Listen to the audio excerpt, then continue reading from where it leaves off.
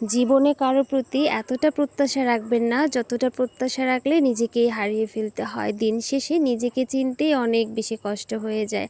আমরা মেয়েরা এতটাই ভাবি, এতটাই স্বপ্ন দেখি যে স্বপ্নে একদম বিভোর হয়ে থাকি, ভাবতে থাকি কেউ একজন আমাদের জীবনে আসবে যে মহানায়ক হবে, রাজ্যের রাজা থাকবে এবং আমাকে রাজ্যের রানী করে রাখবে। আর ভাবতে থাকি আমার প্রত্যেকটা স্বপ্ন সে পূরণ করবে, আমার যখন যা করতে ইচ্ছে করবে সেগুলাই সে করবে। আমি যদি বলি এখন বাইরে যাব, সে নিয়ে যাবে, আমার প্রত্যেকটা পছন্দের জায়গায় সে আমাকে নিয়ে যাবে, এমনকি আমার যা যা প্রিয় খাবার আছে সেগুলো আমি যখন চাইবো সে আমাকে এনে খাওয়াবে। এমনটা কিন্তু আমরা মেয়েরা একটু বেশি প্রত্যাশা করি। ভাইরে, জীবনে এতটা প্রত্যাশা করবেন না, করে নিজেকে ধ্বংস করে দিবেন না। হয়তো আমাদের জীবনে ক্ষণিকের জন্য এমন ভালোবাসা অনেক আসবে যাবে, কেউ একজন থেকে যাবে কিছুদিন ভালোবাসার জন্য। বিশ্বাস করেন, হয়তো কয়েকটা দিন কিংবা কয়েকটা মাস অথবা কয়েকটা বছর পরে সেই ভালোবাসাটাও হারিয়ে যাবে।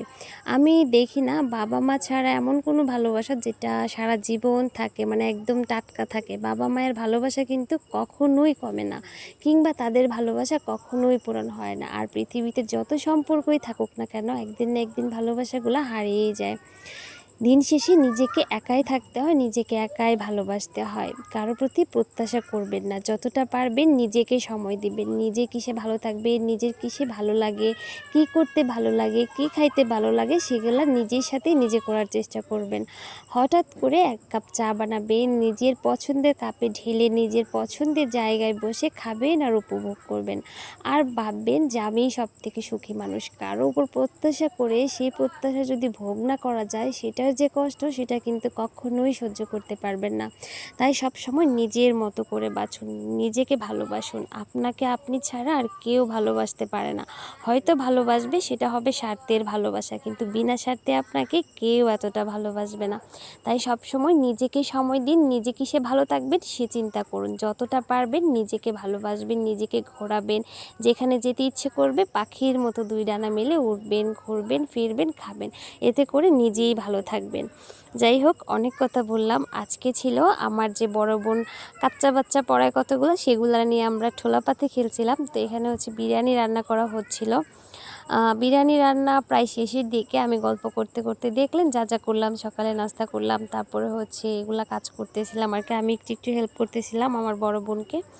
এদিকে রান্না প্রায় শেষ। এখনই হচ্ছে বিরিয়ানির সাথে হচ্ছে আমরা একটু চাটনি বানাইছিলাম, তেঁতুলের চাটনি। এটা খেতে অনেক বেশি টেস্ট হয়েছিল। আমি সম্পূর্ণ ভিডিও নিতে পারি নাই, কারণ অনেক বেশি কাজ করতে হয়েছিল। তারপর হচ্ছে বাচ্চা কাচ্চাগুলো একে একে আসতেছিল। আগে হচ্ছে ছেলেদের বসাই দিয়েছিল, তারপর আর কি মেয়েরা খাবে। মেয়েরা এখন আসে নাই। এদিকে হচ্ছে আমিও আমার মেয়ের জন্য নিচ্ছিলাম। বিরিয়ানিটা খেতে সত্যি অনেক বেশি মজা হয়েছিল। আমার বোন এতটাই গুণবতী, মানে সে পারে না এমন কোনো কাজ নাই। যে কোনো একটা কাজ দিবেন সে আপনাকে করে দেবেই, সেটা যত কষ্টই হোক না কেন। আমরা খাওয়া দাওয়া শেষ করলাম, তারপর সুন্দর একটা বৃষ্টি নামলো। এত সুন্দর বৃষ্টি হচ্ছিল, আমরা ঘর থেকে অনেক সুন্দর উপভোগ করতেছিলাম। আমার মেয়ে বারান্দার এই যে দেখেন উপরে দাঁড়িয়ে সুন্দর করে বৃষ্টি দেখতেছিল। আমার মেয়ে কিন্তু বৃষ্টি অনেক বেশি পছন্দ করে, সে ভিজতে চাইছিল, বাট আমি দেইনি, একটু আগেই গোসল করাইছি।